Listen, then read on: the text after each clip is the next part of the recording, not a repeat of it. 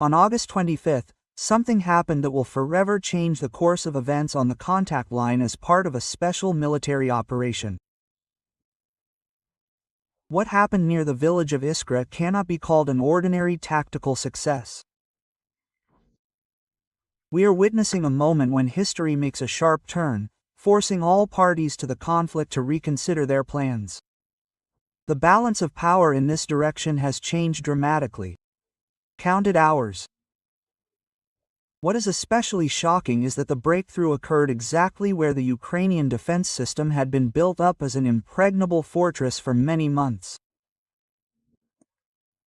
Let's try to put what happened on the shelves in order to understand the true scale of what happened. Over the past 48 hours, events have unfolded that resemble a military action movie with unexpected plot twists. Every detail fits into a mosaic of a grand turning point. Iskra, a small village that was considered an impregnable stronghold for months, fell. But the main thing is not that it fell, but how quickly it happened in 2 days. Imagine defensive positions that had been prepared for months with a well-thought-out system of fortifications, weapons reserves and multi-layered defense. Everything was built according to the latest military science and modern principles of fortification. However, the result resembled a chain reaction. One fortified area after another failed, destroying not only the defensive lines, but also confidence in the reliability of the entire frontline sector. We are not just talking about capturing another village on the military map. This is a powerful signal that, judging by the reaction of the Western patrons of the Ukrainian troops, still echoes in their heads. Iskra was not just a point on the map, but a strategic transport hub through which vital communications passed. These supply routes provided dozens of Ukrainian military facilities from the forward trenches to the deep rear. The loss of such a hub means not just a change in control over the territory. This is a logistical collapse that instantly leaves a frontline strip over 100 kilometers long without supplies and support. Yes, more than 100 kilometers of the front are now hanging in the air. But the most impressive thing about this operation is the methods used, which can be compared to delicate surgical work. This is where a real military detective story begins, where Russian commanders act as masters, and the executors are the soldiers who work with jewelry precision. From the first minutes of the assault, everything was organized in such a way that the Ukrainian units found themselves in an information vacuum. Their communications were blocked. Headquarters lost contact with units. Orders did not reach the executors. And the reserves did not understand who to obey and how to act. There was a complete paralysis of control, like in a chess game, where the king suddenly lost all his defenders, and the pawns rush around the board in confusion, not knowing the next move. Do you know what makes this situation especially eloquent? Western information resources are trying to smooth over the severity of what is happening, to present the events in a neutral light. They say that the Ukrainian forces retreated, but nothing critical happened. The overall picture has not changed, but the real data ruthlessly refutes this version. The Ukrainian military retreated so quickly that they abandoned not only heavy weapons, but also small arms, ammunition and even personal belongings. Video footage that has already appeared on the internet and become publicly available clearly demonstrates this picture. Warehouses with Western ammunition remain untouched not because they were not needed, but because there was simply not enough time to even unpack them, let alone use them in combat. Now the main question is, what will happen next? How will events unfold if the capture of Iskra becomes the starting point for something more grandiose? And then the most intriguing thing begins.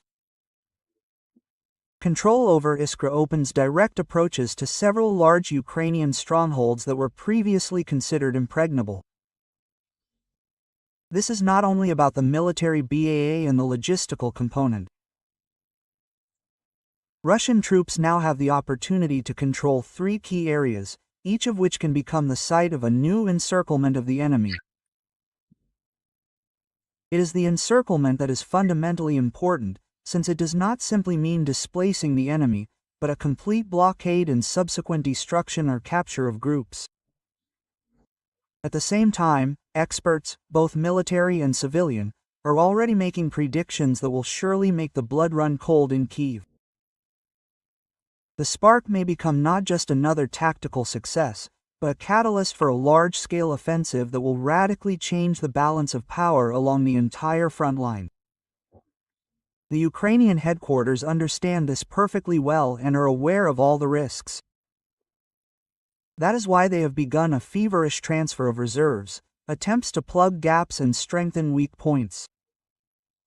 But therein lies the paradox. Each such movement inevitably weakens other areas, creating new vulnerabilities. It turns out to be a vicious circle. Where you strengthen, there it is strong, but somewhere a weak link will definitely appear. Now a little behind-the-scenes information that will help assess the true scope of the operation. Let's slow down and delve into the details to understand how all this was prepared. The storming of Iskra was not a sudden decision or improvisation right on the battlefield. Planning began back in March.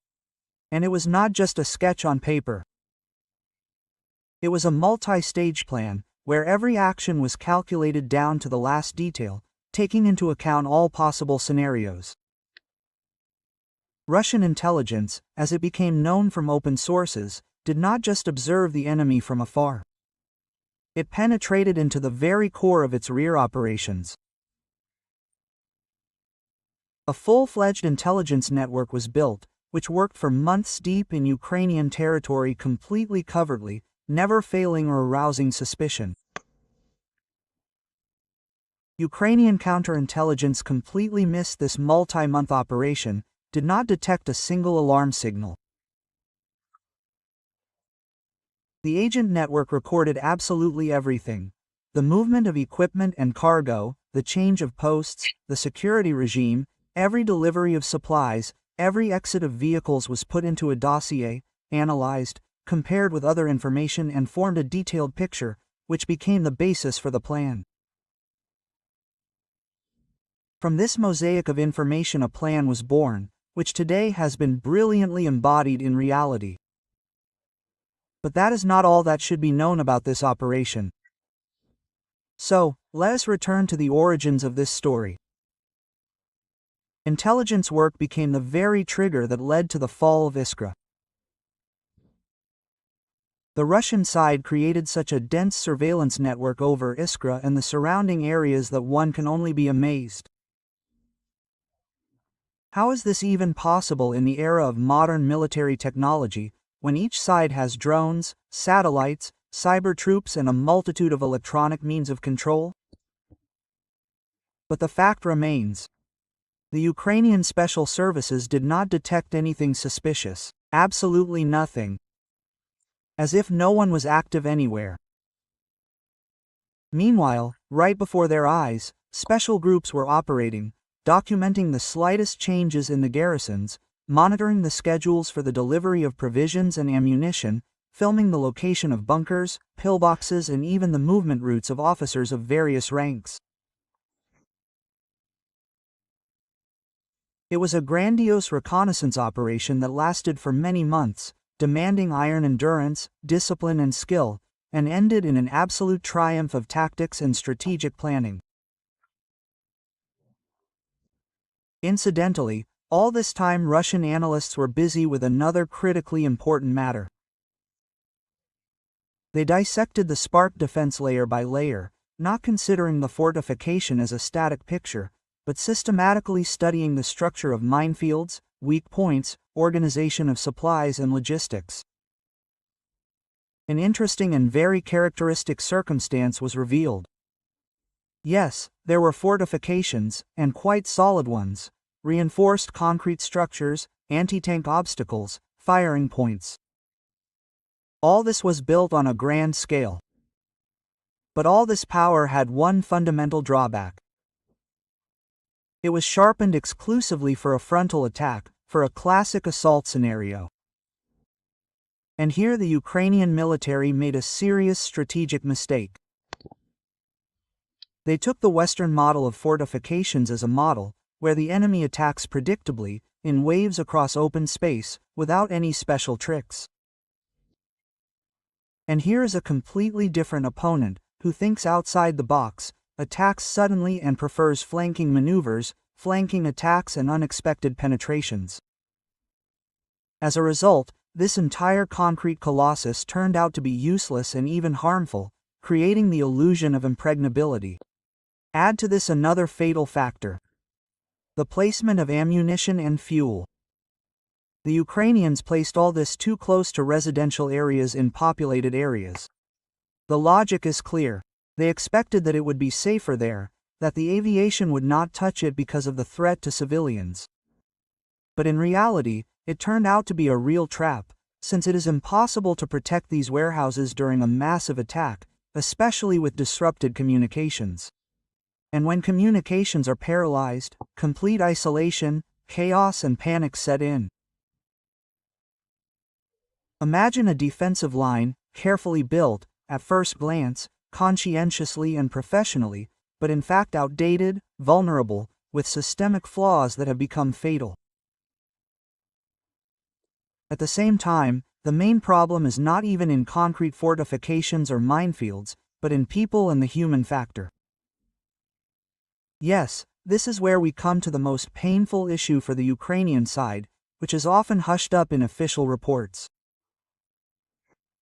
According to intercepted radio communications and testimonies of prisoners, many Ukrainian soldiers sat in those trenches for months without a change, without a break, without rotation.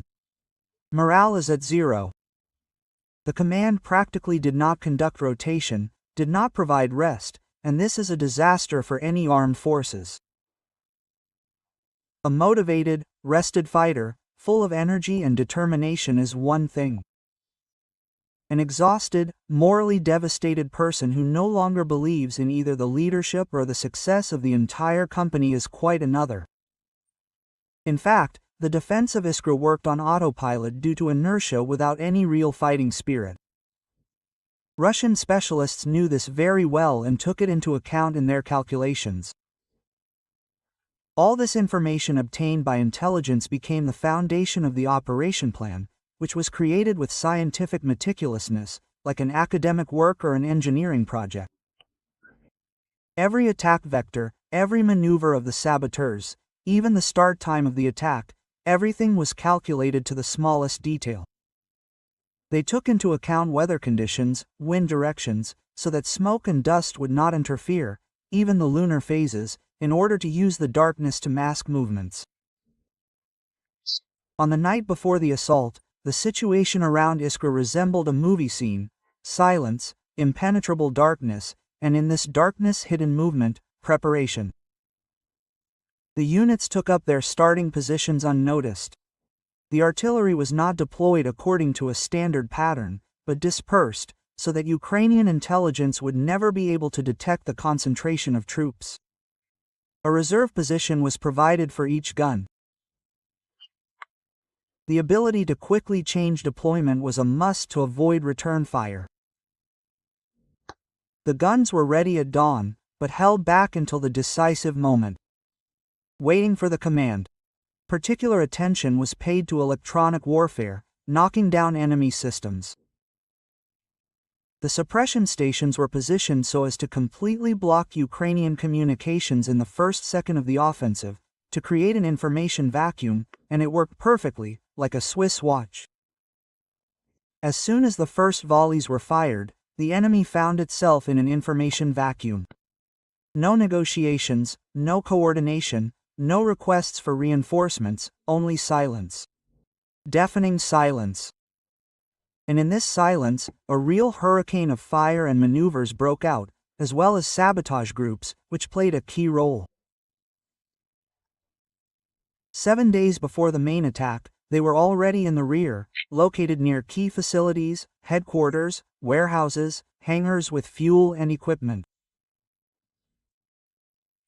Their task was crystal clear: to strike at the very first moment, when the Ukrainians would be most disorganized and defenseless. And you know what? No one had detected them at all, not even the slightest hint. Ukrainian intelligence had blinked again, had not noticed the penetration. And now that very moment arrives, the culmination of all the preparations. 2300 in the evening. Permission to act is received through all channels. Full combat readiness is declared. Commanders conduct final briefings. Communications within the units are checked. Ammunition is distributed among hands. Medics are in position. Evacuation routes are prepared and marked. Everything works like clockwork with impeccable synchronization. The mood is tense, but without panic, rather focused, professional, because everyone in their place understands that what is at stake is not just a spark, but the entire subsequent phase of the campaign, future operations in this sector. And on the opposite side, it is an ordinary night routine. The Ukrainians do not suspect anything. The guards are on duty according to schedule. The usual talks about current affairs are on the air. No signs of anxiety or alarm. Everything is as usual, like any other evening. And then the turning point arrived. 4:30 in the morning. The silence that had enveloped the spark all night was shattered in an instant by a roar.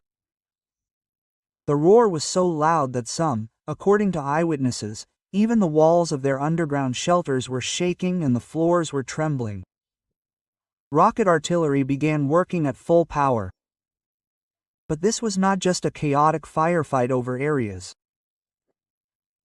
No, this was a targeted, verified and mercilessly effective shelling, where each shell flew along a calculated trajectory. The very first series destroyed the headquarters, and not just one or two, but all the key command posts in the area without exception.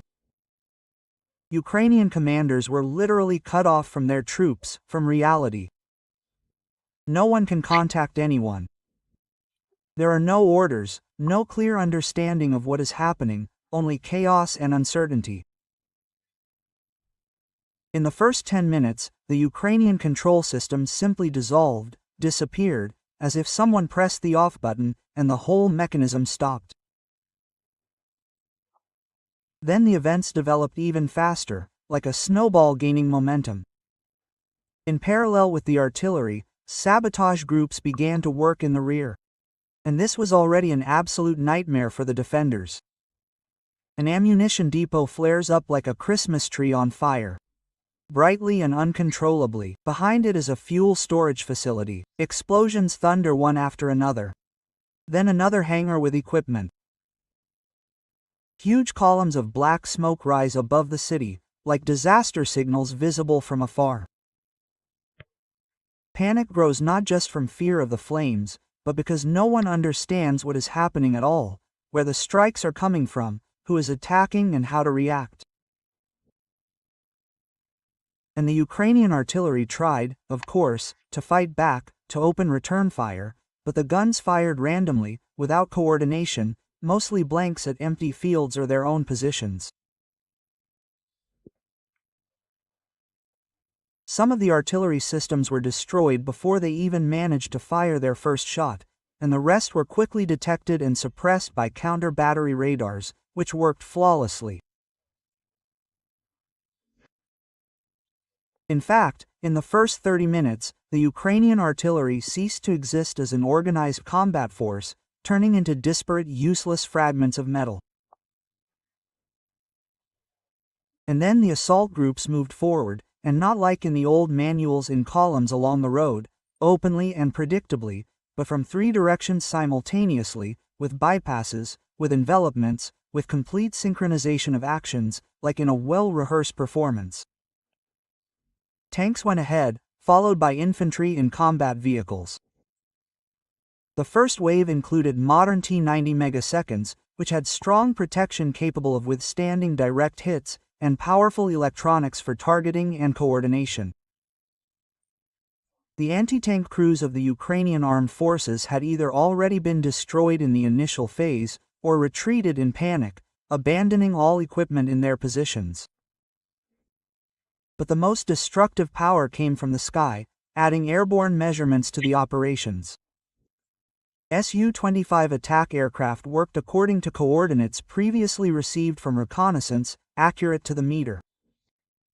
They knew where the targets were, every point, every dugout. And the K-52 helicopters generally arranged a real hunt, calmly working on the remaining units of Ukrainian armored vehicles. And with virtually no risk to themselves. Why is that? Because there was no longer any air defense. It was destroyed in the first 15 minutes of artillery preparation, wiped off the face of the earth. The result of all this: by 6 o'clock in the morning, just an hour and a half after the attack began, the outer line of defense of Iskra was completely broken, torn through. Everything that was considered impregnable, indestructible, was held only on paper, in plans and reports, but not in the reality of the battle. And now imagine what the assault troops see when they enter the city. Empty trenches, abandoned weapons scattered everywhere. Even hot food in the trenches is cooling untouched.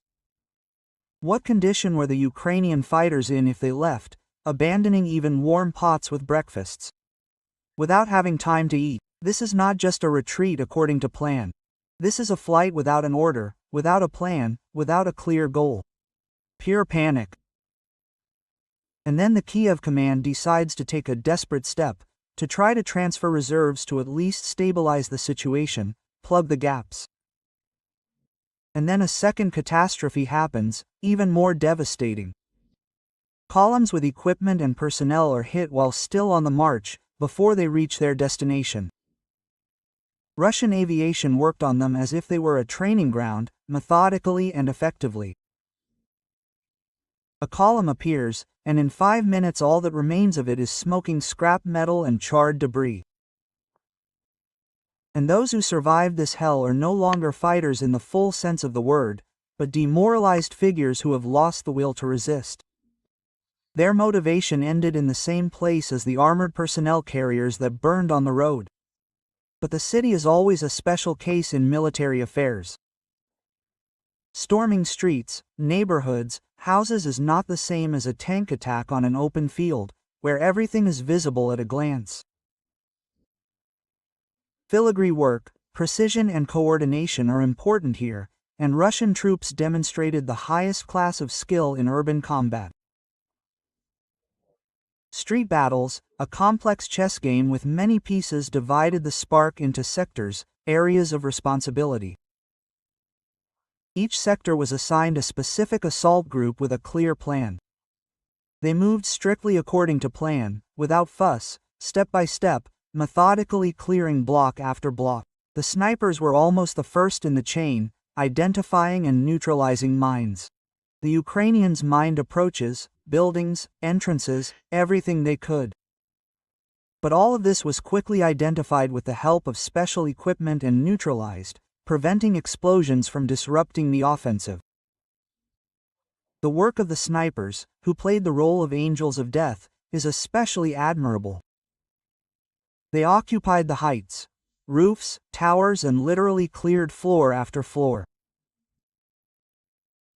Street after street, according to eyewitnesses, it seemed that the snipers saw everything. Any movement in the window, any silhouette, and an instant shot, accurate and deadly. This affected the Ukrainians psychologically more than the grenade or artillery explosions themselves, sowing horror and uncertainty. And here is the most tense moment in this urban phase. The culmination of the battles inside the settlement. The building of a former school, which the Ukrainian garrison turned into a real stronghold. A fortress in miniature. A mortar was installed in the gym for fire support. Machine guns were placed along the corridors. All the windows and doors were barricaded. Everything was ready for defense to the last. But the Russian assault groups did not break through, did not sacrifice people in a frontal attack. First, they surrounded the building with a tight ring, cutting off escape routes. Then, snipers suppressed the upper floors, knocking out firing points one after another. And only after that, when the resistance weakened, they broke inside through the basement, using the element of surprise. The battle inside lasted 40 minutes, intense, with close combat, but the end was predictable. The resistance was broken. 23 fighters surrendered, including the unit commander who coordinated the defense. The trophies are impressive and speak for themselves. Western weapons are in excellent condition. Brand new equipment, everything is intact. They just didn't have time to use them in battle, didn't even have time to unpack some of the boxes. By 2 p.m., the resistance in the city center was finally broken, completely suppressed.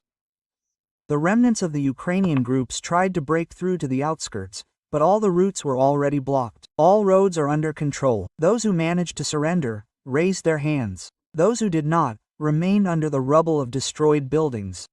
The last center of resistance was in the basement of one of the multi-story buildings, where stubborn people had settled in, who even opened fire on the parliamentarians who were trying to offer capitulation. They had to storm quickly, harshly, using special means, flashbang grenades, smoke bombs. The end is logical. The center is eliminated. The result of the day. A spark with minimal losses for the attackers, with maximum effect for the entire operation. The last shot was fired, the last center of resistance died out. The last message on air confirmed. Iskra is completely under the control of Russian assault groups. This is not just a victory in a local battle. This is a landmark moment, almost symbolic for the entire company.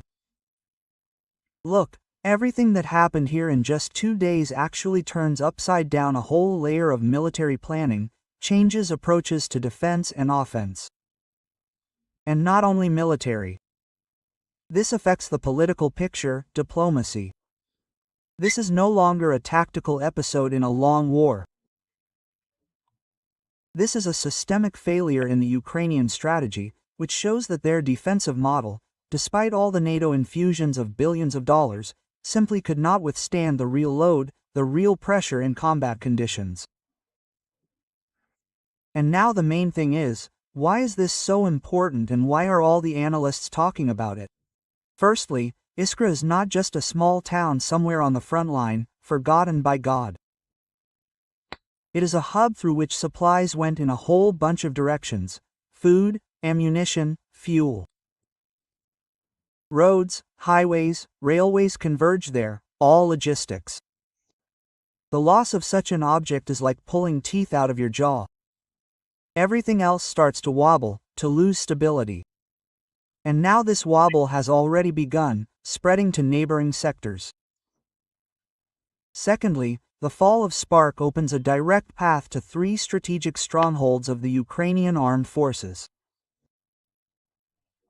We will not name them specifically here for security reasons, but believe me, we are talking about key links in their defensive chain, on which control over the region depends. Holding them now means either grinding reserves into nothing, wasting people and equipment without result, or abandoning everything and retreating, as it was in Iskra, repeating the scenario. Thirdly, and this is not discussed at all, the psychological effect of this operation is enormous. It outweighs even tactical achievements. Just imagine, you are a commander in the neighboring sector. Yesterday you were sure that Spark was a fortress, that it stood with a death grip, unshakable.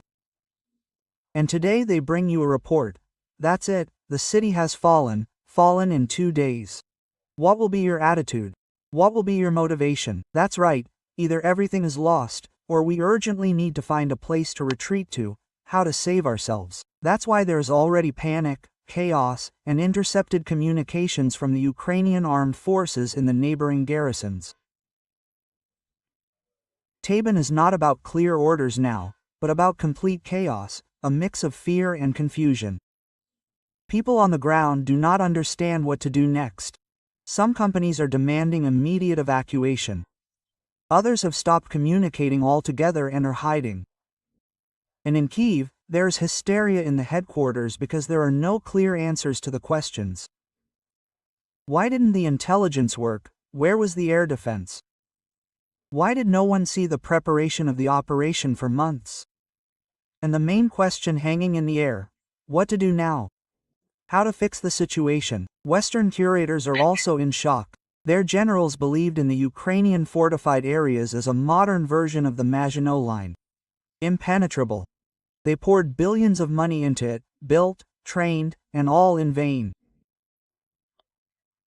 Now that the dust has settled, and the map on the table has changed beyond recognition, it's time to ask not tactical, but global questions that determine the future. What kind of event was it? What will it lead to in the long term? And most importantly, who will be ready for the next move in this big game? What happened in Iskra is not just a point on the timeline. It is a breakdown of templates, a turning point in thinking. The entire Western military narrative, which has been hammered into the masses through the media for years, about the invincibility of the Ukrainian defense, about the superiority of modern methods of warfare according to NATO standards, about the superiority of standardized solutions, has burned like cardboard in the sun, leaving only ashes. And yes, it hurts, especially for those who sincerely believed in this model, or pretended to believe for political purposes. The West is silent, trying to minimize. Kyiv is nervous and looking for someone to blame. Moscow acts methodically. The balance of power has changed dramatically. And now the Russian side dictates the agenda not with empty slogans, but with specific actions on earth. Iskra has become a manifestation of a new approach, targeted, verified, tough. Without unnecessary pathos, but with a tangible result that cannot be ignored. As for the future, everything is simple and predictable. Negotiations are just around the corner, and on completely different terms than before. Those who won on the field are confidently sitting at the negotiating table, and not those who make excuses and look for the guilty among their own in their ranks. Those who do not lose the initiative, but shape reality with their actions. And here it is important to understand that all this is not about emotions, not about the media picture in the news. This is about resources, about the pace of operations, about the ability to maintain and expand control over territory.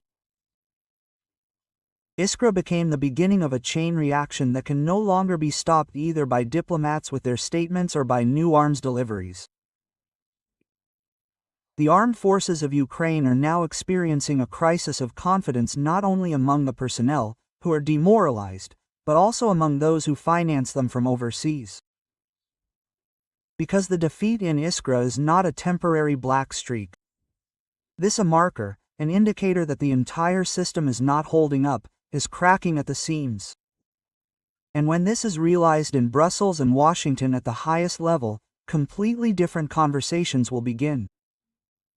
No longer about additional supplies of tanks or missiles, but about a way out of the conflict, about finding compromises. And, finally, the main conclusion from this whole story that is worth remembering.